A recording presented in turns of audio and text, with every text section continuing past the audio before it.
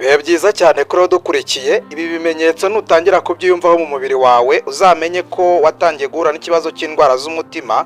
Ibyo bimenyetso ni ukubabara mu gatuza, aho wumva ubabara mu gatuza ukumva urahumeka insigane, umwuka ukumva urarushaho kugenda ukubana muke, rimwe na rimwe ukagira ikibazo cyo kunanirwa, umunaniro udasanzwe, hakabaho ubwo utangira kumva ugira ikibazo cy'umutima utera nabi, kumva umutima uratera cyane, hakabaho utangira kubyimba amaguru cyangwa se ukagira ikizungera, hakabaho ubwo wumva akaboko kakurya nko mu nyama z'akaboko, kumva mu kaboko harimo harakurya, ndetse bikaba byamara igihe runaka bikagenda bikongera bikagaruka.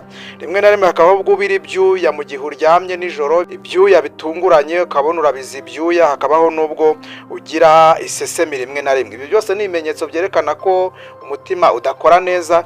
Ibyo rero ni bimwe mu bimenyetso bikubwira ko umutima udakora neza. Muri iyi video tugiye kuvuga uburyo ushobora gukoresha avoka, byo kurya bya buri munsi ukajya ubonaho avoka, bikaba byagufasha cyane kuko avoka ifite intungamubiri nziza, ifite amavuta y'umwimerere umutima ukeneye kugira ngo ukore neza. Wawurinda rero, bana nanjye muri iyi video uraza kubusobanukirwa byinshi, uramenya igitera umutima kuba warwara, ituma umutima nyine wahura n'ibyo bibazo byose, ndetse n'ibimenyetso byose turaza kugenda tubikubwira, hanyuma ugende umenya n'izindi nama zitandukanye mu buryo wakwitwara kugira ngo urinde umutima wawe guhura n'ibibazo by'uburwayi. Ngiye tugiye kubana muri iyi video, ndi Nathaniel Fiabora, gushimira cyane kuko wamaze gukora subscribe kuri iyi channel.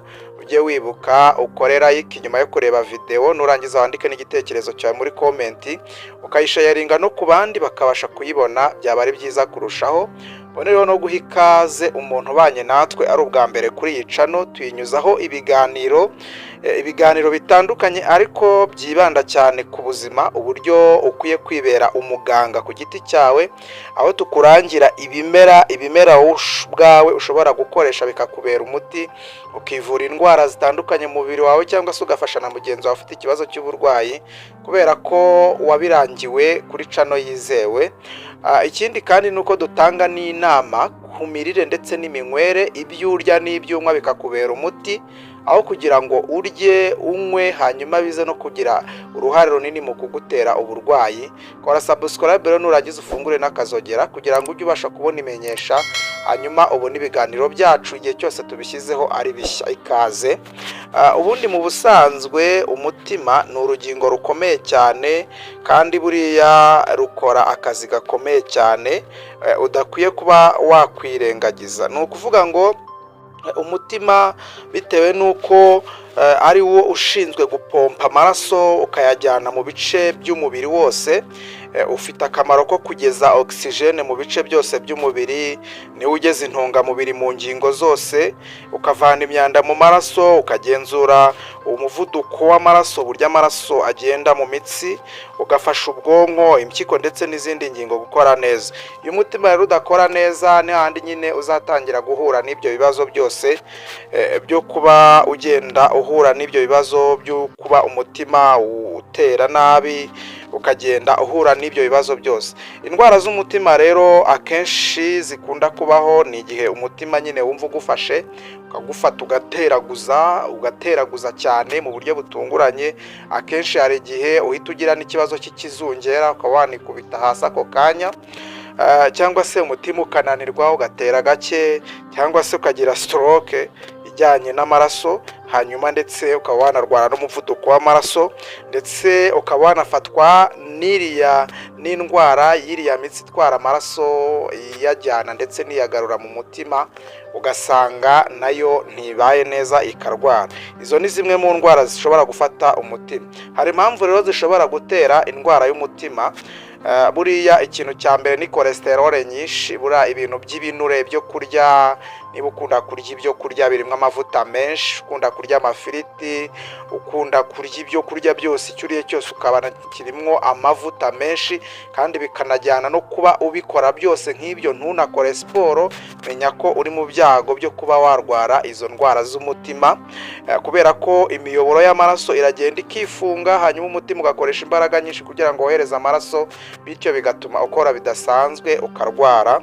Hanyuma ikindi mu ndwara ndwara zishobora gutuma mu mpamvu zishobora gutuma umutima udakora neza, ni igihe umuvuduko w'amaraso nawo wiyongereye cyangwa se ukanagabanuka cyane. Buriya iyo umuvuduko w'amaraso uri hejuru cyane bishobora kwangiza umutima.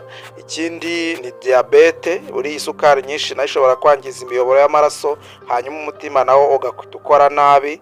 Ikindi mu mpamvu zishobora gutuma umutima urwara ni ukubyibuha cyane. Iyo ufite ibiro byinshi bituma byongerera akazi umutima, bityo umutima ntukore neza nk'uko byari bikwiye, ukaba wagira ibyo byago byo kurwara indwara y'umutima. Indi mpamvu ni ukudakora siporo, imyitozo ngororamubiri. Niba uzi ko utajya ukora siporo, nibura ubundi ku munsi wagakwiye kujya ukora siporo iminota 30 ya buri munsi, ukamenya neza ko wamaze gukora iyo siporo kandi byagufasha kwirinda indwara z'umutima. Ikindi ni itabi. Buri itabi ryangiza imiyoboro y'amaraso cyane ku rwego rwo hejuru, ku buryo bishobora no kugira uruhare runini cyane mu gutuma urwara indwara z'umutima. Ikindi ni inzoga nyinshi. Buri inzoga nyinshi zishobora kongera umuvuduko w'amaraso, bityo bigatuma n'indwara z'umutima nyine zigufata.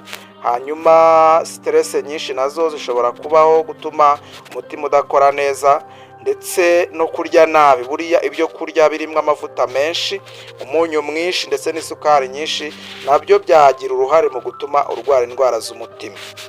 Iyo rero wamaze gutangira kumva ibi bimenyetso birimo kubabara mu gatuza, hari igihe wumva ubabara mu gatuza atari uko ari imvune wagize, atari uko ari ikibazo cy'ubundi burwayi, ariko ukumva mu gatuza urimo urababara, icyo ni ikimenyetso cya mbere. Ikimenyetso cya kabiri ni uguhumeka, ukumva urimo urahumeka mu buryo bugoranye. Hari igihe kwa kundi uvuga ngo reka nihute, ukajya ukumva umutima rwose urateraguye cyane, ukumva umwuka urakubana mukeya. Icyo nacyo ni ikimenyetso cyerekana ko urwaye indwara z'umutima, cyangwa se umutima wawe watangiye gukora nabi. Ikindi ni ukunanirwa cyane. Hari igihe wumva ufite umunaniro utamenya ngo uyu munaniro nawukomoye kuki. Icyo gihe menya ko bishobora kuba kimwe mu bimenyetso by'indwara z'umutima. Ikindi ni ukubyimba amaguru. Hari igihe umujya kubona ukabona umuntu yatangiye kubyimba amaguru, akenshi biba byaturutse mu kuba habayeho poor blood circulation, amaraso atatembereye ngo agere mu bice by'umubiri hose, bitewe n'amakolesterol abagiye afunga imitsi. Hanyuma ya mitsi ishinzwe kugeza amaraso mu birenge, ugasanga nayo ntihageze amaraso neza, no wenda yanahagera kugaruka mu mutima bikagorana, bityo ibirenge bigahita bibyimba. Ikindi kimenyetso ni ukugira ikizungera, kumva uzungera rimwe na rimwe, kumva isereri, rimwe na rimwe waba wicaye wahaguruka kumva isereri. Akenshi biba biturutse mu kuba nyine umutima utari gukora neza, bityo bikaba byatuma umutima wawe ugenda uhura n'ibibazo. Ikindi ni uko ushobora kumva uribwa mu bitugu, mu ijosi cyangwa se mu kaboko, ukumva akenshi bikunda kubaho, kumva nko mu kaboko kamwe, mu nyama z'akaboko, kumva harimo uburibwe mw'imbere burimo bukurya cyane, ukibaza ngo byagenze gute, ariko ugasanga ntago uzi impamvu. Ikimenyetso rero, icyo ni ikimenyetso rero cyerekana ko ushobora kuba urwaye indwara z'umutima ariko ukaba utarabimenya. Ikindi ni uko nijoro rimwe na rimwe ujya kubona ukabona ubize ibyuya byinshi cyane kandi nta bundi burwayi wumva ufite. Icyo nacyo ni ikimenyetso. Rimwe na rimwe ukagira n'isesemi, icyo nacyo ni ikimenyetso. Ni ukuvuga ngo rero igihe cyose wumvise ufite ibyo bimenyetso, biba ari ikintu cy'ingenzi cyane kujya kwa muganga mbere na mbere, ukabanza ukisuzumisha uko umutima wawe umeze. Hanyuma bamara kugusuzuma bakaguha imiti, bakaguha ubundi bujyanama.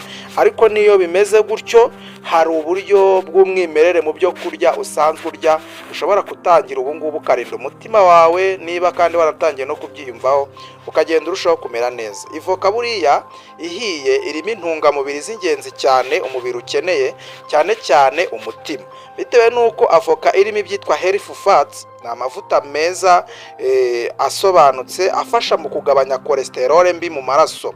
Ayo mavuta aba ari ingenzi cyane ku mubiri wawe, by'umwihariko ku mutima.